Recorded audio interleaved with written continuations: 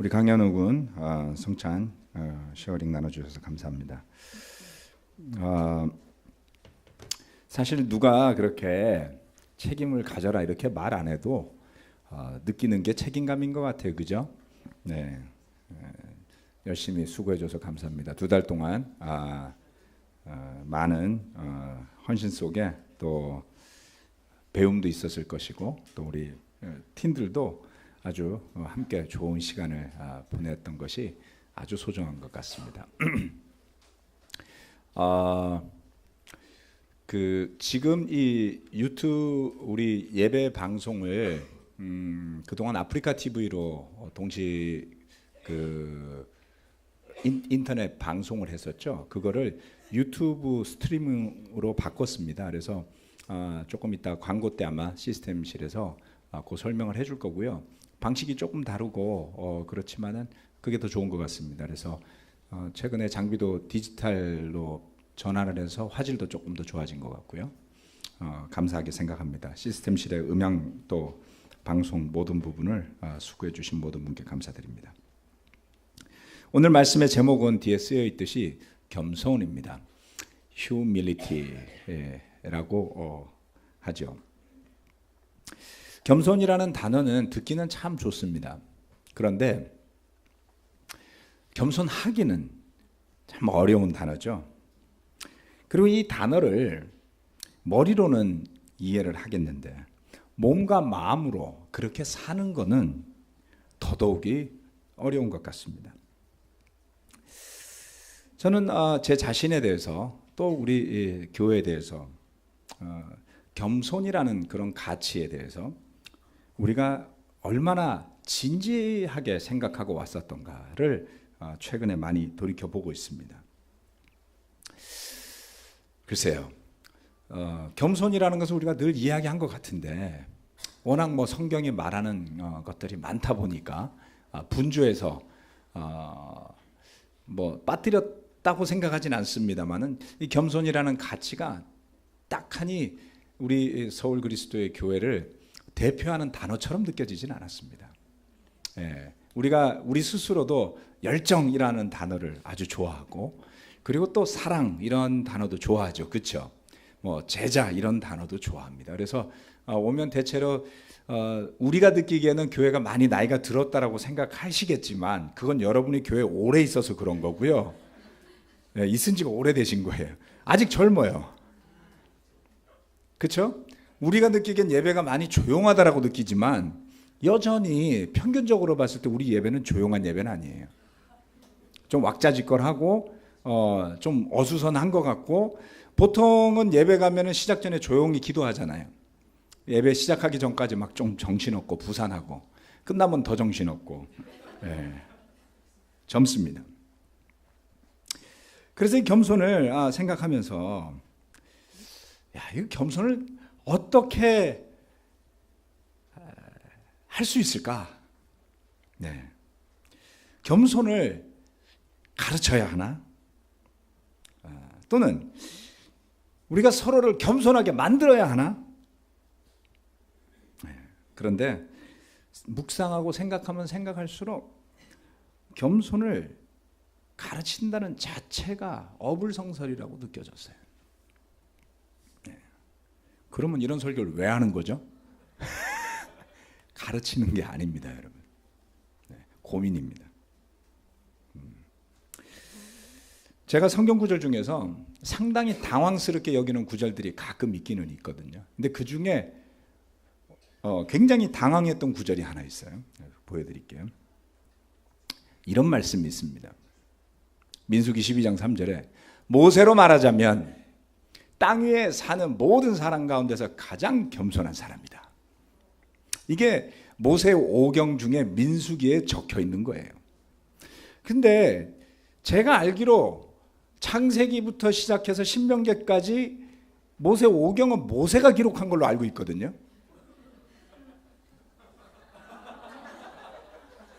그래서 모세가 글을 쓰다가 중간에 한 구절을 넣은 거예요.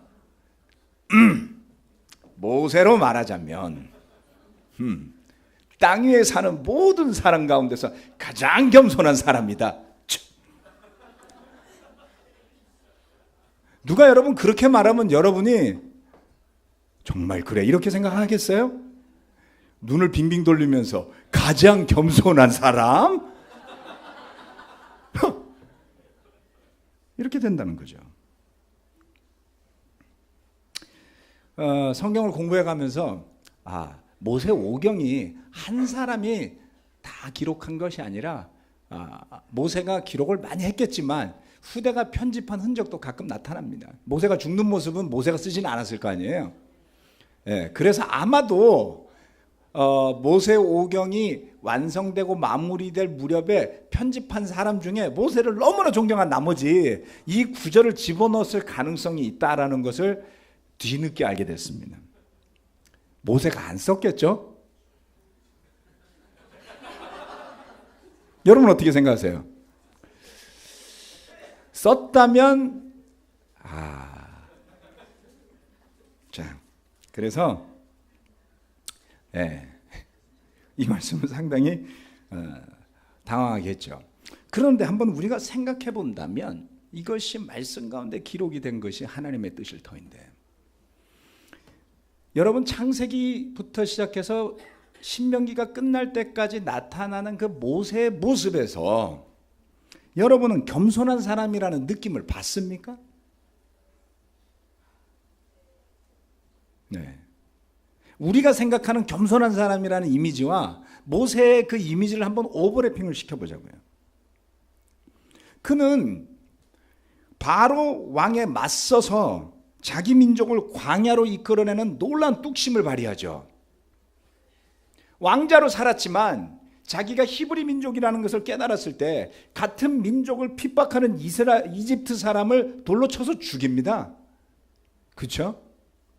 어디를 봐서 모세가 겸손한 거죠.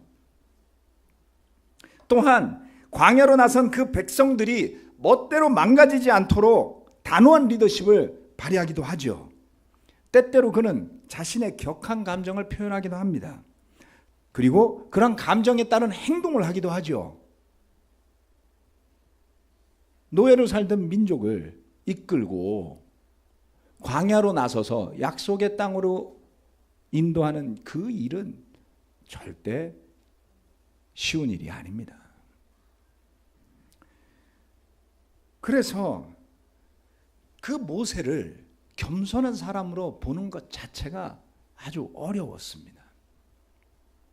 여러모로 보더라도 이 구절은 그가 썼건 쓰지 않았건 이해하기 어려운 구절이었습니다. 저에게는. 그런데 이 구절의 의미를 조금 더 이해할 수 있게 도와주는 성경 구절이 있습니다. 그것은 열왕기상 21장 29절의 말씀입니다. 간략하게 이 구절의 배경을 말씀드리자면 아합이라는 북이스라엘의 왕이 있는데 우리가 잘 알죠. 성경을 많이 읽으신 분들은 아합이라는 북이스라엘의 왕이 있는데 그는 그 북이스라엘을 강성하게 만든 왕이었어요. 그런데 아주 못된 왕이었죠. 그가 나봇이라는 사람의 포도원을 너무나도 얻고 싶은 나머지 거짓 누명을 씌워서 나봇을 죽이고 그의 포도원을 빼앗습니다. 악한 왕이었죠. 그런 왕에게 하나님이 엘리야를 통해서 저주를 전달합니다. 그 저주를 전달받은 이 아합이 겸손해졌어요. 겸손해졌습니다. 그때 하나님이 이 말씀을 엘리야에게 하시죠.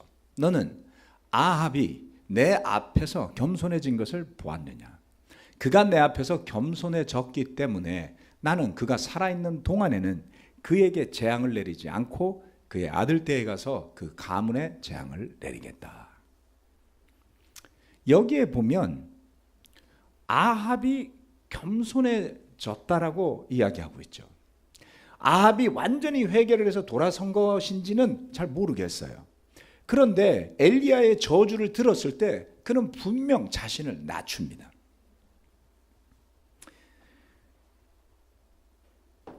그 순간, 그 시점에 그는 하나님 앞에 자신을 낮게 엎드렸던 것이죠. 겸손은 하나님 앞에 자신을 낮추는 사람인 것을 의미하는 것 같습니다. 모세의 모습이나 아합의 모습을 보며 우리는 겸손함이라는 그 단어, 우리가 이해하고 일상적으로 생각하는 그 모습을 찾기는 쉽지가 않습니다. 그런데 모세나 아합의 이 시점의 모습에 있어서 중요한 것은 그들의 성품이 아니에요. 그들이 어떻게 하나님 앞에 자신을 낮추었던가라는 것입니다. 모세의 겸손함을 표현했던 그 단어에 나오는 겸손이라는 단어는 히브리어로 아나라고 읽습니다만 겸손이라고 번역된 한글 단어에 대비된 히브리어는 굉장히 종류가 여러 가지더라고요. 근데 다 뜻은 비슷해요. 무슨 뜻을 가지냐면 가난하다는 뜻이 있습니다. 네, 헬라어의 겸손함도 마찬가지입니다. 가난한 사람들이라는 뜻이 있어요. 그래서 겸손하다는 게 별로 좋은 뜻은 아니에요. 가난하다는 뜻이죠. 또는 어려운 지경에 처해 있다, 고통받고 있다라는 뜻입니다. 그래서 영어로 humility가 겸손인데요, humiliating이라고 하면 humiliating, 이거는 되게 모욕적인 걸 의미해요. 굉장히 그 사람을 무시하고 깔아뭉개고 낮추게 만드는 것을 humiliating이라고 하거든요. 우리는 그렇게 안 쓰죠. 그렇죠? 그런 것은 굴욕적이라고 쓰잖아요. 겸손이라는 단어와 그런 것이 연결되지 않습니다만 영어에서는 어원이 비슷해요. 그것이 왜냐하면 헬라어에서 왔기 때문에 그렇겠죠. 그러한 영향을 받았기 때문이겠죠. 온순한, meek라고 부릅니다만 meek, 온순하다는 그런 의미도 갖고 있습니다. 그래서 이 겸손하다는 그 상태에 있는 사람은 일단 상태가 안 좋은 거예요. 여러분 수중에 돈이 다 없어졌을 때를 한번 상상해 봅시다. 돈이 그냥 다 없어졌어요. 용돈이 딱 5만 원 남아 있었는데 교통범칙금 딱지 맞아가지고 5만 원을 싹 뺏겼어요. 그 순간 마음이 확 가난해져요. 자신감도 확 땅에 떨어져요. 어깨도 축 처져요. 돈 쓸 생각이 안 생겨요. 좋은 예는 아니지만 주식 투자했다가 한 몇천만 원씩 날린 형제들이 있죠. 겸손해지죠? 아내 앞에서 꼬리를 내리죠. 한 번만 봐줘.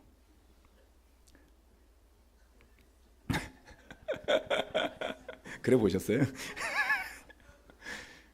이게 바로 겸손을 뜻하는 단어들의 의미인데요. 정말 중요한 것은 하나님 앞에 자신을 부족한 존재로 그 하나님의 뜻에 순종해서 낮추는 그 사람을 성경은 겸손하다고 하는 것이죠. 이것은 믿음을 가지고 사는 사람들에게 있어서 아주 필수적인 요소여야만 하는 것입니다.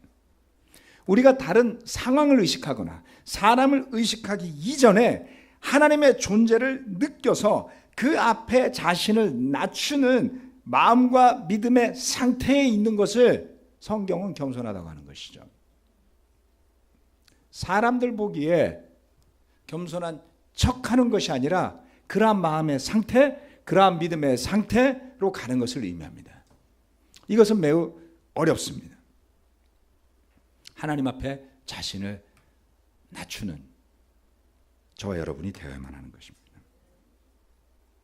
그러한 사람들에게 주님의 은혜가 풍성하게 주어지게 되는 것이죠. 모세의 겸손함은 말씀에 순종하는, 하나님의 명령과 뜻에 순종하는, 그 하나님 앞에 자신을 엎드리는 곳에서 왔던 것이었습니다. 시편 말씀을 시간이 되시면 묵상해 보십시오. 그 시편 말씀의 제목은 주님이에요.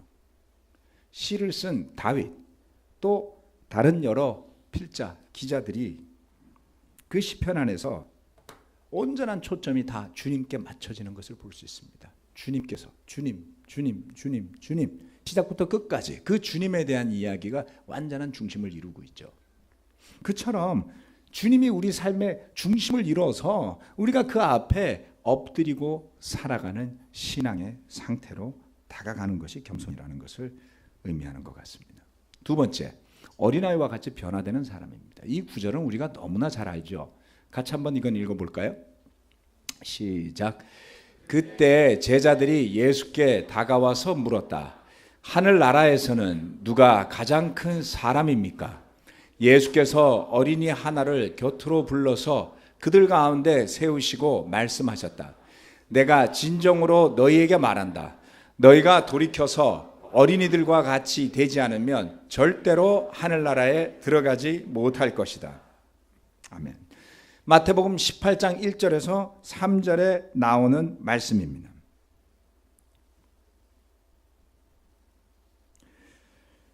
돌이켜서 변화되는 사람입니다. 너희가 돌이켜서 어린아이들과 같이 되어야 한다라고 하시는 것이죠. 이 돌이킨다라는 단어는 뜻이 이렇습니다. 돌리다, 턴. 영어로 턴은 이렇게 돌리는 거예요. 스위치를, 그렇죠? 문잡이를 턴하는 거죠. 그래서 몸도 이렇게 턴하는 걸 의미합니다. 돌이킨다. 방향을 바꾸어 전환한다는 뜻을 갖고 있습니다. 그리고 더 구체적으로는 뒤로 돌아가를 의미하는 것이죠. 군대 다녀오신 분들은 잘 아시죠? 앞으로 가, 뒤로 돌아가. 그럼 가다가 뒤로 돌아가죠. 자기가 할 땐 재미가 없는데 남을 시킬 땐 굉장히 재밌어요. 한 100명의 남자들이 쫙 서 있는데 쫙쫙 그러면 탁 옆으로 돌죠. 전지전능한 느낌이 막 드는 거죠. 저는 시키는 것도 해봤고 시킴을 당하는 것도 해봤습니다. 앞으로 가 그럼 끝까지 가요. 그러다가 뒤로 돌아가 딱 내리면 그냥 싹 돌아서 오거든요. 이 돌이키다라는 단어는 뒤로 돌아가는 거예요. 이 말씀을 묵상하면서 저는 또 다른 구절을 떠올렸습니다. 그것은 뭐냐면 요한복음 3장에 나오는 말씀이시죠. 3절부터 5절까지의 말씀에 이렇게 나와 있습니다. 내가 진정으로 너희에게 말한다. 누구든지 다시 나지 않으면 하나님 나라를 볼 수 없다. 니고데모가 예수께 말하였다. 사람이 늙었는데 그가 어떻게 태어날 수 있겠습니까? 어머니 뱃속에 다시 들어갔다가 태어날 수 없지 않습니까? 이 니고데모의 말, 다시 태어나야 한다는 말과 우리가 돌이켜서 어린아이와 같이 되지 않으면 하늘나라를 볼 수 없다라는 말씀과 연관이 있습니다. 주님과 대화하던 니고데모는 이 뜻을 선뜻 알아듣지 못합니다. 다시 뱃속으로 들어가라고요? 어린아이와 같이 변화되라는 말씀, 또 다시 거듭나라는 말씀, 이것은 연관이 있습니다. 우리가 살고 있던 방향으로 가지 말라는 거예요. 그렇죠? 다시 태어나라. born again, 중생하라. 그 단어는 뭔가를 완전히 갈아엎어서 새롭게 되어야만 한다는 것을 이야기하는 것입니다. 돌이켜서 어린아이와 같이 되라는 것은 가던 삶을 멈춰서서 왔던 길로 돌아가라. 어느 길이죠? 하나님께서 우리를 창조하신 그 모습대로 돌아가라는 거예요.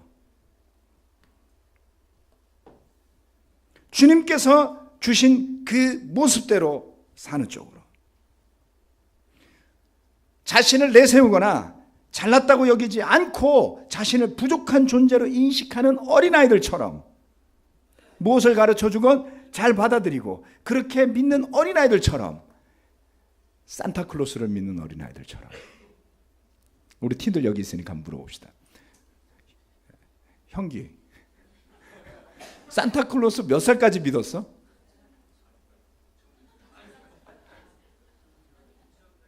유치원 때까지?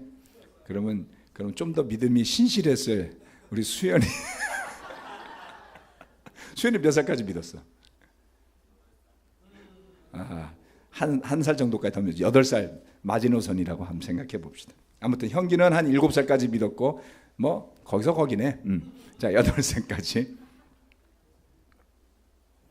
애들이 믿잖아요. 부모로서 우리가 그런 재미가 있죠. 그렇죠? 예? 양말을 딱 걸어놓고 선물을 넣어놨더니 산타클로스가 내가 아는 걸 어떻게 알고 이 선물을 줬지? 하고 말하는 순간에 그 복잡 미묘한 그 느낌. 내가 언제 진실을 알고 실망하게 될까? 그 연결고리를 어떻게 넘겨야 할까?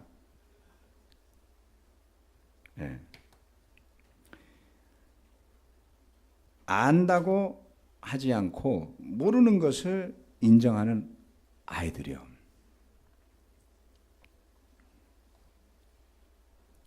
우리의 지식과 경험으로 주님을 찾을 수 있었다면 얼마나 좋을까요? 얼마나 자신감에 넘칠까요? 얼마나 잘날까요? 그럴 수 없습니다. 주님께 진리에 우리는 그렇게 다가서지 못합니다. 오늘 세례 받으실 우리 닥성근님 얼마나 노력하셨는지 모르겠어요. 성경을 파헤쳐 보시겠다고 그렇게 노력한 사람 저 처음 봤어요. 갈라디아서를 붙잡고 읽고 또 읽고 읽고 또 읽고 한 2달 하시더니 지쳤어요. 지칠 수밖에 없죠. 여러분 이해하잖아요, 그렇죠? 그렇게 판다고 될 게 믿음이 아니잖아요. 대단하시죠. 그 에너지, 그 열정, 그 노력. 네. 이것은 그냥 되지 않고 전환이 일어나야 됩니다. 내 방법이 틀렸구나. 세상에서 내가 먹고 사는데 도움이 됐던 방법을 우리는 그대로 가지고 하나님을 아는데 적용을 하고 싶죠. 근데 그게 그렇게 되면 큰일 나는 거예요, 여러분. 그렇게 해서 됐다고 생각하시면 고민 좀 하셔야지 됩니다. 그렇게 되지 말아야지 되고 그렇게 되지 않습니다. 우리는 하나님의 방법을 배우는 수밖에 없어요. 이 구절을 이 자리에 계신 여러분 모두는 배우시지 않았습니까? 마태복음 18장 1절부터 어린아이와 같이 되라는 이야기를 우리 모두는 배웠고 또 성경 공부하시는 분들과 나누죠. 그래서 성경 공부하시는 분들이 이 구절 때문인지 아니면 마음이 가난해서인지 좌우지간 겸손한 마음으로 말씀들을 배우세요. 그래서 하나님께서 은혜를 주시는 것을 저는 봅니다. 그런데 이 구절이 우리가 세례받고 난 이후에 제자로서 더 성장해가고 성숙해가는 과정에서조차 주목하고 있는 구절이 되고 있나요? 제 스스로에게 반문해 봤을 때 저는 그렇게 느끼지 못했습니다. 이건 주관적인 견해입니다. 많은 경우 저의 관심은 우리 교회를 더 좋은 교회, 더 성경적인 교회, 더 성장하는 교회로 세우는 데 가 있었습니다. 그것을 위해서 전심전력을 다해서 몸이 부서져라고 열심을 냈죠. 그랬더니 어깨가 부러졌습니다. 운동하다가 엎어져서.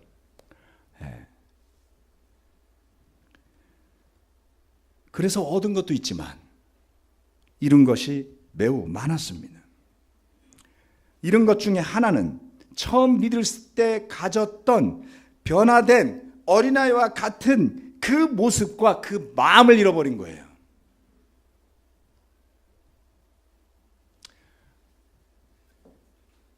겸손하게 되고 싶어도 안 됩니다.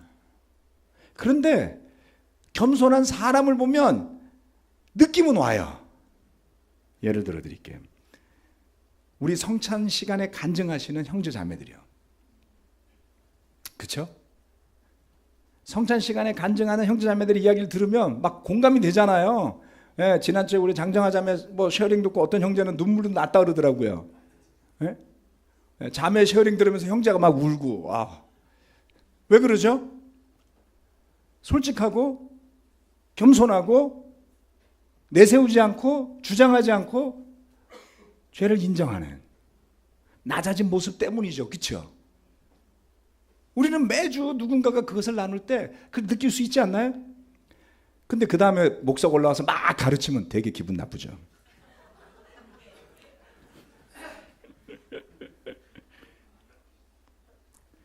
또 하나는 뭐냐면 죄 고백하는 순간과 누군가가 세례받는 순간이에요. 죄 고백을 교만하게 하는 사람을 전 본 적이 없습니다. 그렇죠? 세상의 재판에서는 죄를 지은 사람도 죄를 인정하지 않아요. 변호사를 붙이고. 우리가 주님 앞에 서면 변호사도 없고요. 판사도 없고 아무도 없어요. 그리고 자기가 스스로 죄인임을 고백하죠. 그 순간만큼 겸손한 순간이 어디 있겠습니까? 그리고 누군가가 예수님을 주님이라고 고백하고 자기 죄에 대해서 죽는, 예수님의 십자가에 연합하는, 그래서 주님의 부활에 동참하는 그 세례, 침례를 받으러 나올 때 그 순간이 감동이 있지 않습니까? 왜냐하면 누구도 그 세례 자리에 서서 제가 했어요, 저 대단해요, 그렇게 말하지 않잖아요. 그럴 수 없죠. 삶의 가장 겸손한 순간이 아마 그 순간이 아니었겠습니까? 그 겸손함에 감동이 전달되는 이유는 그것을 전하는 사람의 마음과 태도에서부터 십자가에 대한 감사함, 또 자신의 부족과 죄에 대한 솔직한 인정을 듣는 경우가 많기 때문입니다. 예배 전에 현우 형제가 성찬 스크립트를 보여줬어요. 제가 몇 개를 고치고 싶었어요. 대부분 저는 고치진 않습니다만 고치고 싶어서 한마디 했는데, 이걸 이렇게 좀 더 해봐. 예배 시간이 15분밖에 안 남았잖아요. 그래서 기도하다가 제가 마음을 고쳐 먹었습니다. 네가 준비한 대로 그냥 해. 너는 너의 탤런트가 있으니까. 역시 그대로가 나았던 것 같아요. 솔직하게 있는 대로 나눌 때요.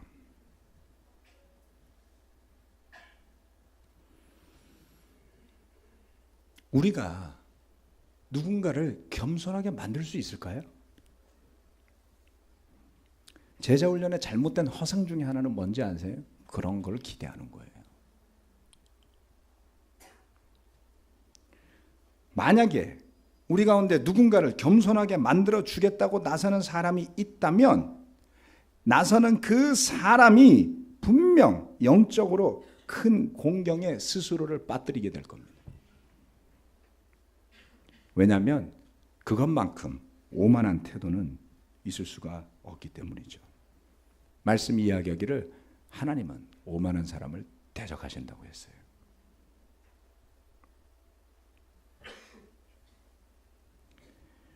다른 누군가를 겸손하게 되도록 가르치겠다는 오만함이 저와 우리 가운데서 뿌리 뽑혀 나갔으면 좋겠습니다. 저는 그것이 남긴 기나긴 상처, 후유증을 매우 자주 접합니다. 아직도 그 과거의 상처가 우리 가운데 떠다니고 있어요.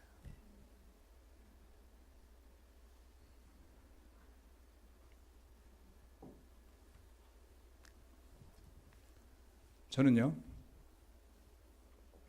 사실 여기다 놓고 싶었던 장면이 있는데 너무 자극적이라서 안 넣었습니다. 저는 돌아가고 싶습니다. 순수한 열정으로 가득 찼던 그 순간의 겸손한 마음으로, 비록 많은 것을 겪었고 또 실수도 많았지만 돌아가고자 하는 마음을 주님은 분명 굽어 살피실 것이기 때문에 그렇습니다. 박하사탕이라는 영화가 있는데요, 그 영화 내용은 좀 어두워요. 근데 마지막 장면에 설경구가 나 다시 돌아갈래 라고 외치는 장면 있죠. 네. 그 사진을 띄우고 싶었는데 클레임이 들어올까 봐 말로 대신하겠습니다. 그렇죠? 돌아갈래. 어디로? 주님께서 우리를 불러주셨던 그 순간의 겸허함으로. 돌이켜서 어린이들과 같이 되지 않으면 절대로 하늘나라에 들어가지 못할 것이다. 한때 해당 사항이 없다고 느껴서 지나보냈던 구절이에요. 그런데 이제는 이 구절이 마음에 들어오고 눈에 들어옵니다. 이러한 경고가 어디 있겠습니까? 형제자매 여러분, 돌아갑시다. 돌이킵시다. 두려움을 버리고 그 순수함이 살아있던 마음으로 돌아가서 하나님 앞에 자신을 낮추고, 그리고 어린아이처럼 끊임없이 변화되어지는 그리스도인들로 거듭나시기를 부탁드립니다. 말씀 마치겠습니다.